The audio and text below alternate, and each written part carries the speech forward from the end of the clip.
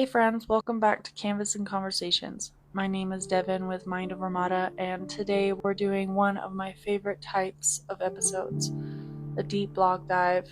Since we're closing out the year, I thought this would be the perfect moment to revisit one of my favorite simple practices, the jar full of joy. If you've been with me for a while, you know I started this at the beginning of the year, one small moment every week, written on a sticky note and tucked away into a decorated jar. Now, for most people, they would write just one thing, but for me, I tried to write as many things as I could think of that filled me with joy for that week. So it might not just be one item or one thing or one event. Even though I didn't always record myself writing them, I really did try to stay committed. A couple weeks I forgot, a couple weeks I was distracted, but I always came back and made sure I didn't miss a single one.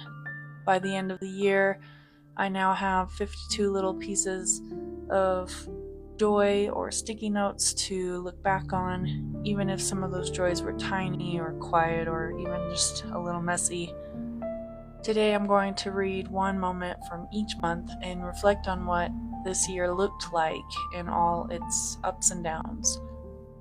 So grab something cozy, tea, sketchbook, blanket, or even your own jar if you have one, and let's take a mindful look back on this year together. So for January, I think it was the second week in which I called it Friendship Week because I just was able to hang out with a couple of my best friends, and it was really just a special time. I even wrote on the sticky note that my heart was full because I played video games and a mystery board game with one of my best friends, and then I started a book club with some other friends and spent the day together and explored Fort Collins. So that was really truly a special week for me because I just got to be surrounded by the people that mean a lot to me, and my heart did really feel full that day or that week. As far as February goes, I started streaming on Twitch, playing games and doing art and just being back into an area where I could really be part of a community, and it felt really good to get back into it. I also started my 100 Days of Watercolor project this week, at like the first week of February, and it was really a great start to the year. For March is my birthday month, so it was really special spending time with friends and family for my birthday, from doing pedicures and massages and sushi with my mom to going to Dave & Buster's with my dad and my little brother, and even going to a fun little brunch place downtown Denver with some girlfriends that I rarely get to see, but when I do get to see, it's truly special. So it was also really fun, and I got to go to a concert with another friend. It was a good month for sure. As far as April, I'll be honest, this was a rough month for me. My aunt passed away, and she is quite the important person in our family. She definitely, she was wise, she was caring, she was loving. She truly just knew what to say in the hard times and knew what to say in the best times. And I'm going to miss her so very much, and I think of her so often that this week that I chose as far as a highlight was just reminiscing memories of my aunt with my dad and my cousin. And even though it was a hard month, it pulled some of my family members closer together, I think, because of it. So it's worth documenting, even though it was hard. It's still a memory worth keeping close and remembering. In May, not only did we have the celebration for my aunt, which was really special because we got to reconnect with family members that we hadn't seen in a really long time and reconnect with those people and our loved ones and share that space together. I also got to go on a little road trip to Washington to watch one of my friends graduate, and so that was really exciting. It allowed me to kind of reset and recharge, did some journaling and reading and hiking, and it was definitely needed in the chaos of those couple months, and it was just nice to get away and spend time with a really good friend that I hadn't seen in a while.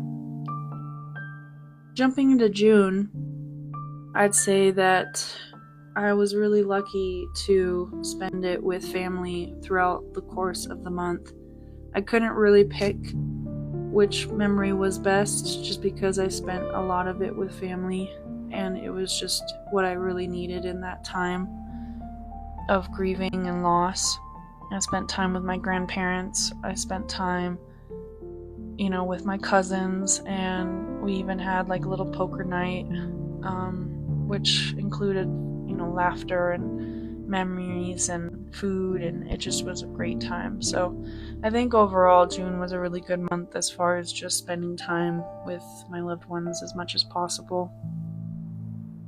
In July, I did a lot more with friends and stuff like that, but one of the highlights was board games and s'mores outside while watching, a movie, so that was a blast, and even just playing video games and going to Taco Bell with one of my best friends. And another great moment of that month was going on a hike with my mom and her dogs for the 4th of July. That was a really good celebration, and it was really nice to get out of the house and kind of disconnect from the world and it just be her and I. So that was a really special moment.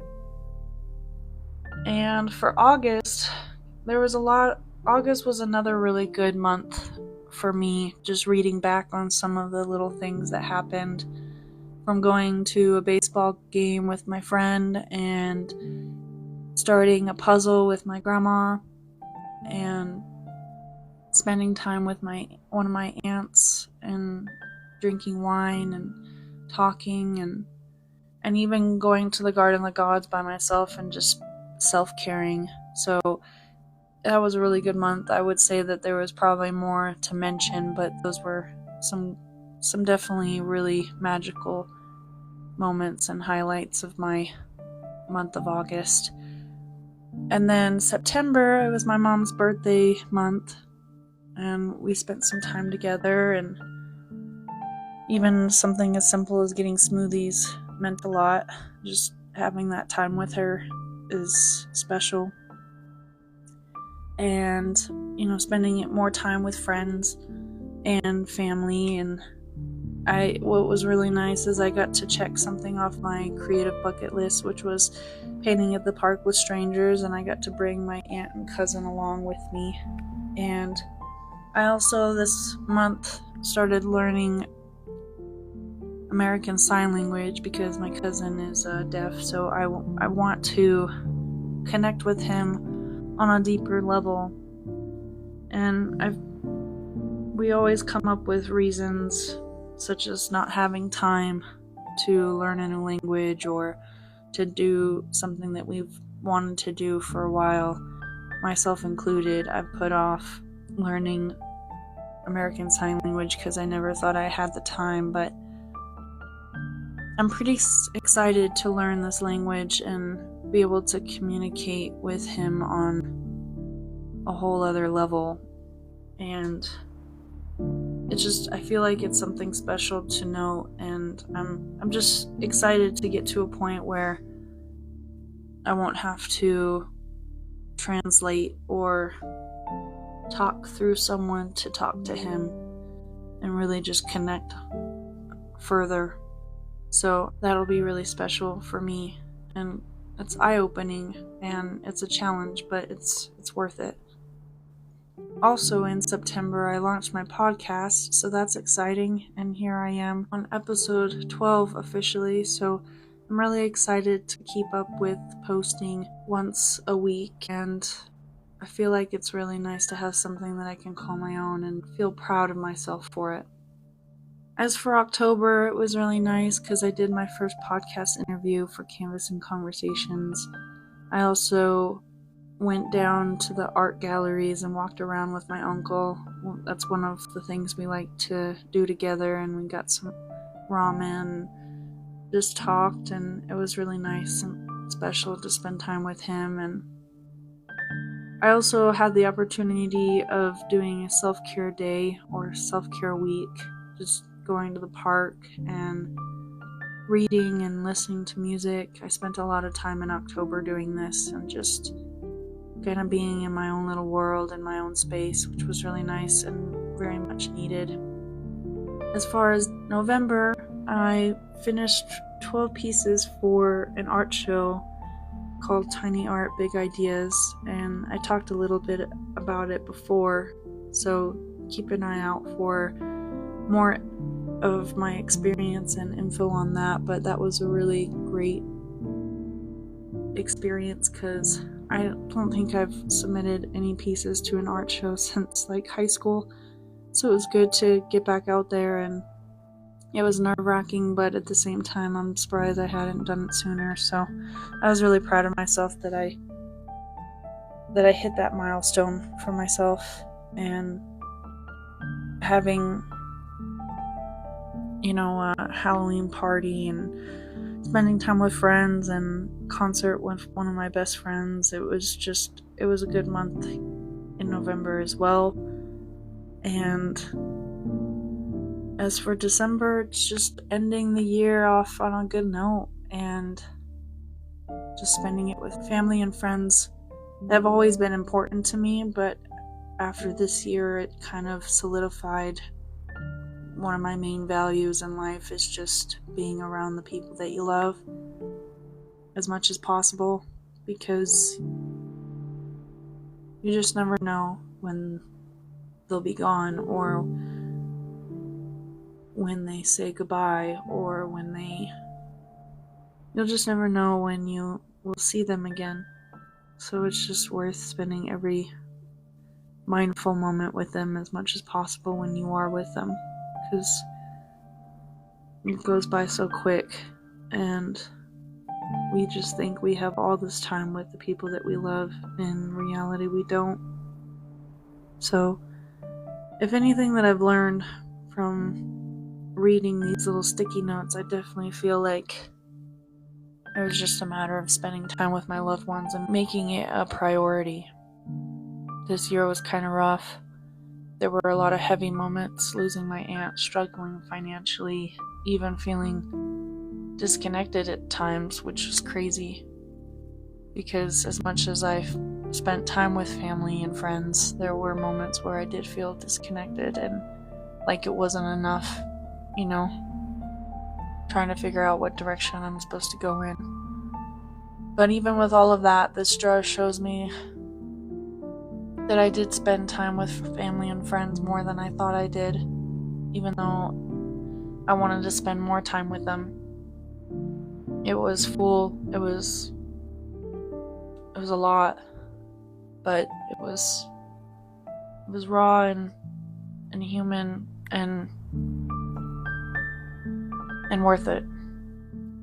There were days where I only had, very few things to write down, and weeks where those little sticky notes were absolutely full top to bottom.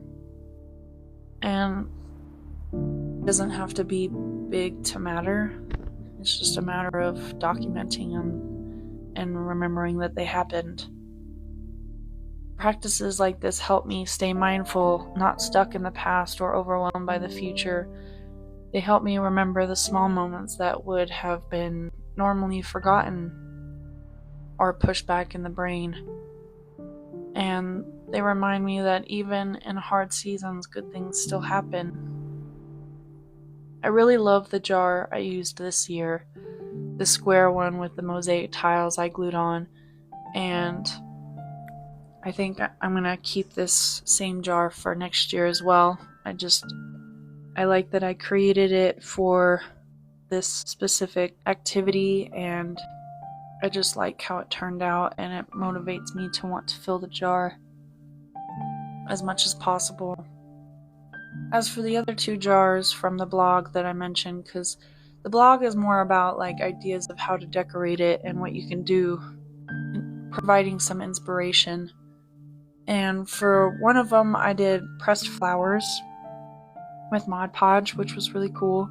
I actually ended up gifting that to a friend, so I really hope that she is using it for something that brings her happiness. I'm not sure what she ended up using it for, but I hope that she enjoys it the way I enjoy my jar. And the 3rd jar actually became my bucket list jar, all things I want to do before I die, kind of a fun motivator. I'll of course link both blog posts in the description if you want to get some inspiration and make your own. The only thing I haven't really decided yet what to do is with my 2025 notes. I'm thinking I'll glue them in my yearly journal so they're all in one place, but there's quite a few of them, so I'm not sure how I want to present them yet.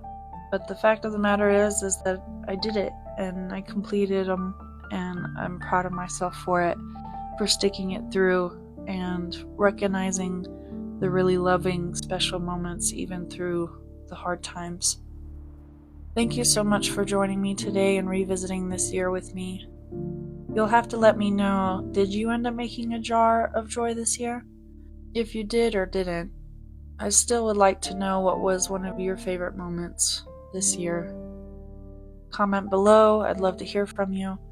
And if it's something more personal, feel free to email me. You can send an email to devin@mindovermatastudio.com. I obviously would love to hear from you, and we can talk about it. If you want to read the original blog post, they'll be linked in the description as mentioned. And don't forget to hit that follow button if these are some of the things that you're interested in. I'm most interested in growing this creative community and finding a safe space for all of us to really open up emotionally, creatively, and just overall together. And I just want to say that you're not alone, and I know that things are hard right now, but you definitely have a friend in me to confide in if you are feeling lost or isolated, or if you're grieving. I'm here for you to lean on. And as always, keep creating in whatever way feels good to you. Goodbye for now.